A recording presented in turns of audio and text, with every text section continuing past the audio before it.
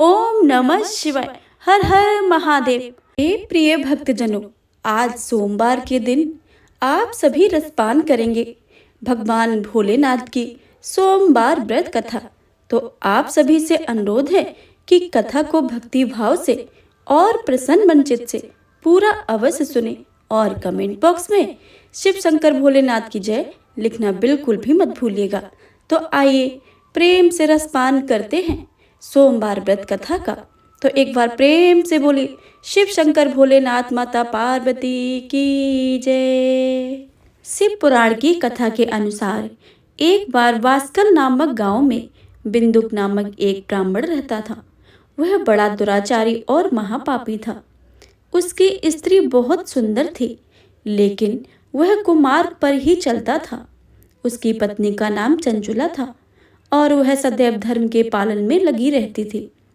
इस तरह कुकर्म में लगे हुए उस ब्राह्मण के साथ उसे बहुत वर्ष बीत गए। अपने धर्म में नष्ट होने के डर से कभी भी अपने धर्म से विचलित नहीं हुई। लेकिन उसका पति तो दुराचारी ही था, इसलिए दुराचारी पति के आचरण से प्रभावित होकर वह स्त्री भी अपने ही पति की तरह दुर्चारणी हो गई। बहुत समय बीत जाने के बाद वह दूषित बुद्धि वाला दुष्ट ब्राह्मण समय के अनुसार मृत्यु को प्राप्त होकर नरक में चला गया। बहुत दिनों तक नरक के दुख भोग कर वह पापी एक भयंकर पिशाच हो गया। दूसरी तरफ उस दुराचारी पति की मृत्यु के पश्चात चंचुला बहुत समय तक अपने पुत्रों के साथ अपने घर में ही रहती रही। एक दिन ईश्वर की कृपा से वह अपने भाई बंधुओं के साथ एक तीर्थ क्षेत्र में चली गई। तीर्थ यात्रियों के साथ उसने तीर्थ के जल में स्नान किया और अपने भाइयों के साथ इधर उधर घूमने लगी। वहां उसने एक देव मंदिर में एक ब्राह्मण को भगवान शिव की परम पवित्र और उत्तम पौराणिक कथा कहते हुए सुना। वह ब्राह्मण यह कह रहा था कि जो स्त्रियां पर पुरुषों के साथ व्यभिचार करती हैं, यमराज के दूत उन्हें बहुत कष्ट देते हैं। ऐसा सुनकर चंचुला भव से कांपने लगी। उसने विचार किया, उसने तो अपने पति के साथ बहुत पाप किए हैं, तो उसे भी उन पापों का दंड भोगना ही पड़ेगा। इसके बाद उसे चैन नहीं आया और उसने ब्राह्मण से विनती की कि हे प्रभु, मेरे ऊपर आप कृपा करें और मेरा उद्धार करें। मैं आपके प्रवचन सुनकर भय से कांप रही हूँ और इस संसार में मुझे वैराग्य हो रहा है। मैंने जीवन भर दुराचार किया है। ना जाने मेरे मरने के बाद मुझे कैसी कैसी घोर यातनाएं सहनी पड़ेंगी। कौन मेरा साथ देगा? यमराज के उन भयंकर दूतों को मैं कैसे देख पाऊंगी? हे प्रभु, आप मेरा कल्याण करें। चंचुला के इन वचनों को सुनकर ब्राह्मण बोले कि हे चंचुला, यह तो बड़े सौभाग्य की बात है। भगवान शंकर की कृपा से शिव पुराण की कथा को सुनकर तुम्हारा मन समय पर सावधान हो गया है। पश्चाताप ही पाप करने वाले पापियों के सबसे बड़ा प्रायश्चित है। साधु संतों ने भी प्रायश्चित को ही समस्त पापों का नाश करने वाला बताया है। पश्चाताप से ही पापों की शुद्धि होती है। जो मनुष्य पश्चाताप करता है वही समस्त भय से मुक्त होकर निर्भय हो जाता है। इसलिए ब्राह्मण पत्नी, तुम वैसे से अपने मन को हटाओ और भक्ति भाव में भगवान शंकर की इस पावन कथा को सुनो। इस कथा को सुनने से तुम्हारे चित्त की शुद्धि होगी और तुम्हें मोक्ष की प्राप्ति हो जाएगी। ऐसा सुनने के बाद उस चंचला ने शिव पुराण की कथा को सुनने की इच्छा से मन में उन ब्राह्मण देव की सेवा का संकल्प लिया और उन्हें ही साथ रहने लगी। उसके पश्चात शुद्ध बुद्धि वाले उस ब्राह्मण ने उस स्त्री यानी चंचुला को शिव पुराण की समस्त कथा सुनाई। तत्पश्चात समय का चक्र पूरा होने के बाद भक्ति ज्ञान और वैराग्य से युक्त हो उसने अपना शरीर बिना किसी कष्ट के त्याग दिया। इतने में त्रिपुर शत्रु भगवान शिव का भेजा हुआ दिव्य विमान उसे लेने पहुंचा और उसे तत्काल शिवपुरी में पहुंचा दिया। वह दिव्यांगना हो गई थी। शिवलोक पहुंचकर उसने सनातन देवता त्रिनेत्रधारी महादेव जी के दर्शन किए। सभी मुख्य मुख्य देवता उनकी सेवा में खड़े थे। श्री गणेश जी, भृंगी, नंदीश्वर तथा वीरभद्र आदि उनकी सेवा में उत्तम भक्ति भाव से उपस्थित थे। उनकी अंग कांति करोड़ों सूर्यों के समान प्रकाशित हो रही थी। कंठ में नील चिन्ह शोभा पाता था। उनके 5 मुख और प्रत्येक मुख में 3-3 नेत्र थे। मस्तक पर अर्ध चंद्रमा मुकुट शोभा देता था। बाम अंग भाग में गौरी देवी शोभामान थी, जो दिव्य पुंज के समान प्रकाशित हो रही थी। गौरीपति महादेव जी की कांति कपूर के समान गौर थी और उनका शरीर श्वेत भस्म से भासित था। शरीर पर श्वेत वस्त्र शोभा पा रहे थे। दर्शन करके वह बड़े प्रेम, आनंद और संतोष से युक्त होकर विनीत भाव से खड़ी हो गई। पार्वती जी ने उसे अपनी सखी बना लिया। तब वह अक्षय सुख का अनुभव करने लगी।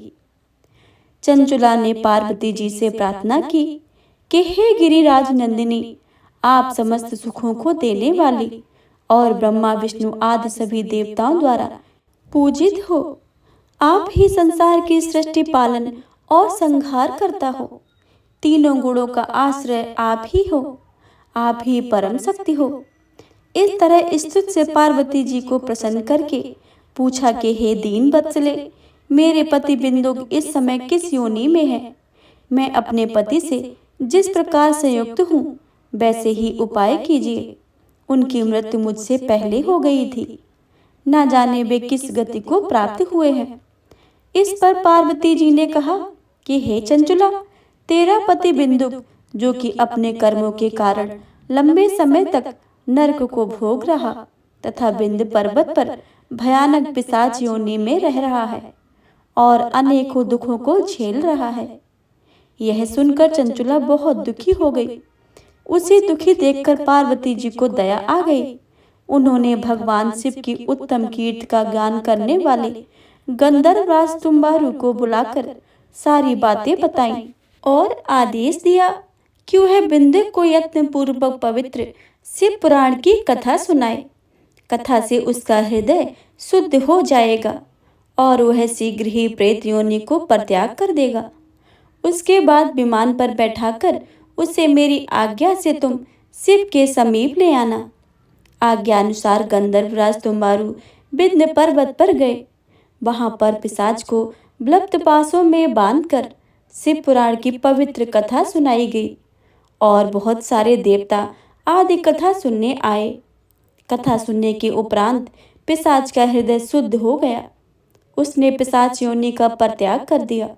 विशुद्ध हो जाने पर उसे भी शिवलोक की प्राप्ति हुई। उसे वहां पार्षद बना दिया गया। दोनों पति पत्नी सनातन धाम में अविचल निवास पाकर सुखी हो गए थे। प्रेम से बोले गौरी पुत्र गणेश की जय, उमापति शंकर भगवान की जय। एक नगर में एक बहुत धनवान साहूकार रहता था, जिसके घर में धन की कोई कमी नहीं थी। परंतु उसके एक बहुत बड़ा दुख था कि उसका कोई पुत्र नहीं था। वह इसी चिंता में दिन रात लगा रहता था। वह पुत्र की कामना के लिए प्रत्येक सोमवार को शिव जी का व्रत और पूजन किया करता था तथा सायंकाल को शिव मंदिर में जाकर शिव जी के सामने दीपक जलाया करता था। उसकी इस भक्ति को देखकर एक समय पार्वती जी ने शिव महाराज जी से कहा कि हे महाराज, यह साहूकार आपका अनन्य भक्त है और सदैव आपका व्रत और पूजन बड़ी ही श्रद्धा से करता है। इसकी मनोकामनाएं पूर्ण करनी चाहिए। शिव जी ने कहा कि हे पार्वती, यह संसार कर्म क्षेत्र है।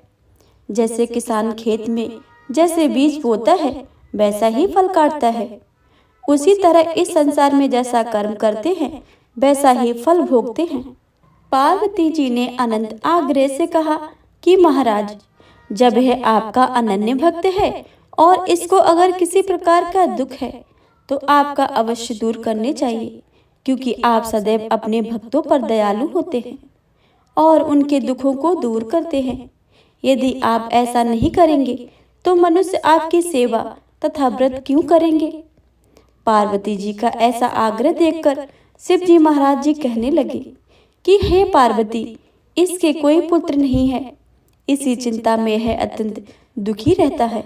इसके भाग्य में पुत्र न होने पर भी मैं इसको पुत्र प्राप्ति का वर देता हूँ, परंतु यह पुत्र केवल 12 वर्ष तक ही जीवित रहेगा। इसके पश्चात वह मृत्यु को प्राप्त हो जाएगा। इससे अधिक मैं और कुछ नहीं कर सकता हूँ। यह सब बातें साहूकार सुन रहा था। इससे उसको कुछ न प्रसन्नता हुई और न ही कुछ दुख हुआ। वह पहले जैसे ही महाराज शिव जी का पूजन व्रत किया करता था। कुछ काल व्यतीत हो जाने पर साहूकार की स्त्री गर्भवती हो गई और 10वें महीने में उसके गर्भ से अति सुंदर पुत्र की प्राप्ति हुई। साहूकार के घर में बहुत खुशी मनाई गई, परंतु साहूकार ने अपनी केवल 12 वर्ष आयु की जानकर अधिक प्रसन्नता प्रकट नहीं की और न ही किसी को यह भेद बताया। जब वह बालक 11 वर्ष का हो गया तो उस बालक की माता ने उसके पिता से विवाह आदि के लिए कहा, तो वह साहूकार कहने लगा कि मैं अभी इसका विवाह नहीं करूंगा, उसके पुत्र को काशी जी पढ़ने के लिए भेजूंगा। फिर साहूकार ने अपने साले अर्थात बालक के मामा को बुलाकर उसको बहुत सा धन देकर कहा कि तुम बालक को काशी पढ़ने जी के लिए जाओ और रास्ते में जिस स्थान पर भी जाओ यज्ञ तथा ब्राह्मणों को भोजन कराते जाना। वह दोनों मामा भांजे यज्ञ करते हुए और ब्राह्मण को भोजन कराते जा रहे थे। रास्ते में उनको एक शहर पड़ा। उस शहर में राजा की कन्या का विवाह था, जिस कारण पूरे नगर को सजाया गया था। निश्चित समय पर बारात आ गई, लेकिन वर का पिता अपने बेटे के एक आंख से काने के होने के कारण बहुत चिंतित था। उसे भय था कि इस बात का पता चलने पर कहीं राजा विवाह से इनकार न कर दे, उसकी बहुत बदनामी भी होगी। जब वर के पिता ने व्यापारी के पुत्र को देखा तो उसके मन में यह विचार आया। उसने सोचा कि क्यों न इस लड़के को दूल्हा बनाकर राजकुमारी से विवाह करा दूं। विवाह के बाद इसको धन देकर विदा कर दूंगा और राजकुमारी को अपने नगर ले जाऊंगा। वर के पिता ने लड़के के मामा से इस संबंध में बात की। मामा ने धन मिलने के लालच से वर के पिता की बात स्वीकार कर ली। लड़के को दूल्हे के वस्त्र बनाकर राजकुमारी से विवाह करा दिया गया।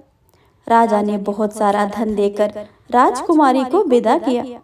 शादी के बाद जब लड़का राजकुमारी के साथ लौट रहा था तो वह सोचने लगा और उसने राजकुमारी की ओढ़नी में लिख दिया था, राजकुमारी, तुम्हारा विवाह मेरे साथ हुआ था।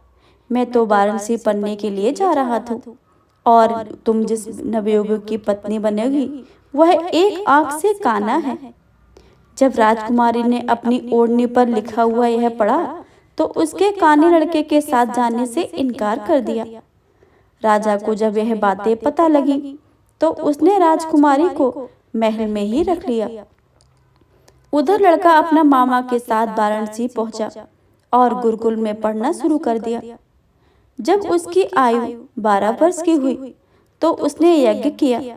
यज्ञ की समाप्ति पर ब्राह्मणों को भोजन करवाया और खूब सारा अन्न वस्त्र दान दिए। रात को वह अपने शयन कक्ष में सो गया। शिव के वरदान के अनुसार शयनावस्था में ही उसके प्राण पखेरु उड़ गए। सूर्योदय पर मामा मृत भांजे को देखकर रोने पीटने लगा। आसपास के लोग भी एकत्रित होकर दुख प्रकट करने लगे। लड़के के मामा के रोने के विलाप करने के स्वर समीप से गुजरते हुए भगवान शिव और माता पार्वती भी सुन रहे थे। माता पार्वती ने भगवान शिव से कहा कि हे प्राणनाथ, मुझे इसके रोने के स्वर में सहन नहीं हो रहा है। आप इस व्यक्ति के कष्टों को दूर कर दीजिए। भगवान शिव ने माता पार्वती के साथ अदृश्य रूप में समीप जाकर देखा तो भोलेनाथ माता पार्वती जी से बोले, यह तो उसी व्यापारी का पुत्र है जिसे मैंने 12 वर्ष की आयु का वरदान दिया था। अब इसकी आयु पूर्ण हो चुकी है। तो माता पार्वती ने भगवान शिव से निवेदन करके बालक को जीवन देने का आग्रह किया। माता पार्वती के आग्रह पर भगवान शिव ने उस लड़के को जीवित होने का वरदान दे दिया और कुछ ही पलों में वह जीवित होकर उठ बैठा। शिक्षा समाप्त करके लड़का मामा के साथ अपने नगर की ओर चल दिया। दोनों चलते हुए उसी नगर में पहुंचे जहां उसका विवाह हुआ था। उस नगर में भी यज्ञ का आयोजन किया। समीप से गुजरते हुए नगर के राजा ने यज्ञ का आयोजन देखा तो उसने तुरंत ही लड़के और मामा को पहचान लिया। यज्ञ के समाप्त होने पर राजा मामा और लड़के को महल में ले आए और कुछ दिन उसे महल में रखकर बहुत सा धन वस्त्र देकर राजकुमारी के साथ विदा कर दिया। इधर भूखे प्यासे रहकर व्यापारी और उसकी पत्नी बेटे की प्रतीक्षा कर रहे थे। उनकी प्रतिज्ञा रखी थी कि यदि उन्हें अपने बेटे की मृत्यु का समाचार मिलेगा तो दोनों अपने प्राण त्याग देंगे। परंतु जैसे ही अपने बेटे के जीवित वापस लौटने का समाचार सुना तो वह बहुत प्रसन्न हुए। वह अपनी पत्नी और मित्रों के साथ नगर के द्वार पर पहुंचे। अपने बेटे के विवाह का समाचार सुनकर पुत्र वधू राजकुमारी को देखकर उनकी खुशी का ठिकाना ही ना रहा।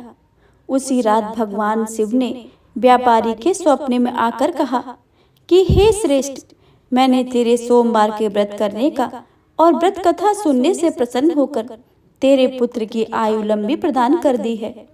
पुत्र की लंबी आयु जानकर व्यापारी बहुत प्रसन्न हुआ। शिव भक्त होने तथा सोमवार का व्रत करने से व्यापारी की सभी मनोकामनाएं पूर्ण हुईं।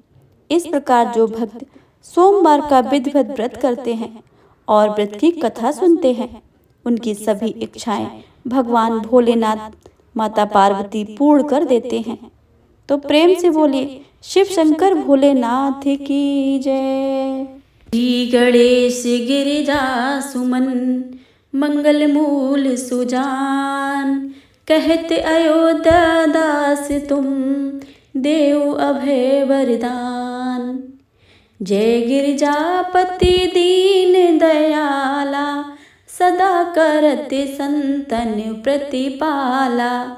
भाल चंद्रमा सोहत नीके, कानन कुंडल नाग फनी के। अंग गौर शिव गंग बहाए, मुंड माल तन छारे लगाए। वस्त्र खाल बागंबर सोहे, छवि को देख नाग मुनि मोहे। ऐना मातु की है ये दुलारी, बाम अंग सोहत छवि न्यारी। कर त्रिशूल सोहत छवि भारी, करत सदा संतन झरकारी। नंद गणेश सोहे तह के से, सागर मध्य कमल है जैसे। कार्तिक श्याम और गणराऊ, या छवि को कहे जात न काऊ। देवन जब ही जाए पुकारा, तब ही दुख प्रभु आप निवारा। किया उपद्रव तारक ने भारी, देवन सब मिले तुम्हें ही जुहारी। तुरत सडानन आप पठायु, लव निवेश मह मारे गिरायु।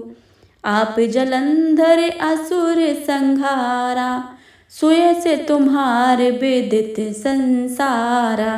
त्रिपुरासुर ने युद्ध मचाई, सब ही कृपा कर लीन बचाई। किया तप ही भागीरथी भारी, पूरब प्रतिज्ञा तसु पुरारी। दान निमह तुम सम कोई नाई, सेवक स्तुति करत सदा ही। वेद नाम महिमा तब गाई, अखत अनाद भेद नहीं पाई। प्रगट उधत मंथन में ज्वाला, जरे सुरासुर भय बिहाला। कीन दया तह कर संघाई, नीलकंठ तब नाम कहाई। पूजन रामचंद्र जब कीना, जीत के लंक विभीषण दीना। सहस कमल में हो रहे धारी, कीन परीक्षा तब ही पुरारी। एक कमल प्रभु राखयूं जोई, कमल नयन पूजन चह सोई। कठिन भक्ति देखी प्रभु शंकर, भय प्रसन्न दिए इच्छित वर। जय जय जय अनंत अविनाशी, करत कृपा घर के घटवासी। दुष्ट सकल नित्य मोहि सतावे, भ्रमत रहे मोहे चैन न आवे। त्राहि त्राहि मैं नाथ पुकारो, यही अवसर मोहि आने उबारो। ले त्रिशूल संतृण को मारा, संकट में मोहे आने उबारो। मात पिता भ्राता सब कोई, संकट में पूछत नहीं कोई। स्वामी एक है आस तुम्हारी, आयो हरो अब संकट भारी। धन निर्धन को देते सदा ही, जो कोई जाचे वो फल पाई। अस्तुत के विधि करो तुम्हारी, क्षमो नाथ अब चूके हमारी। शंकर हो संकट के नाशन, मंगल कारण विघ्न विनाशन। योगी यति मुनि ध्यान लगावे, नारद सारद शीस नवावे। नमो नमो जय नमो शिवाय, सुर ब्रह्मादि के पार न पाए। जो यह पाठ करे मन लाई, तापर होते हैं शंभु सहाय। रनियों ने कोई हो अधिकारी, पाठ करे सो पावन हारी। पुत्रहीन कर इच्छा कोई, निश्चय शिव प्रसाद देते ही होई। पंडित त्रयोदशी को लावे, ध्यान पूर्वक होम करावे। त्रयोदशी व्रत करे हमेशा, तन नहीं ताके रहे कलेसा। धूप दीप नैवेद्य चढ़ावे, शंकर सन्मुख पाठ सुनावे। जन्म जन्म के पाप नसावे, अंतवास शिवपुर में पावे।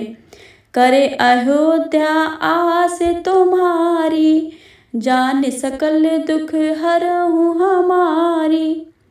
नित्य नेम कर प्रात ही, पाठ करो 40।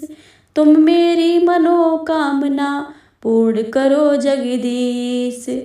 मगरस छठ है मंत्र तू, संबत 64 जान। अस्तुत 40 शिवहि, पूर्ण कीन कल्याण। प्रेम से बोलिए उमापति शंकर भगवान की जय, माता पार्वती की जय। जय शिव ओमकारा, स्वामी हरि शिव ओमकारा। ब्रह्मा विष्णु सदा शिव अर्धांगी धारा। ओम हरे हरे हरे महादेव। एकानन चतुरानन पंचानन राजे। हंसानन गरुड़ासन वृषवाहन साजे। ओम हरे हरे हरे महादेव। ओ भुज 4 चतुर्भुज 10 भुज अति सोहे।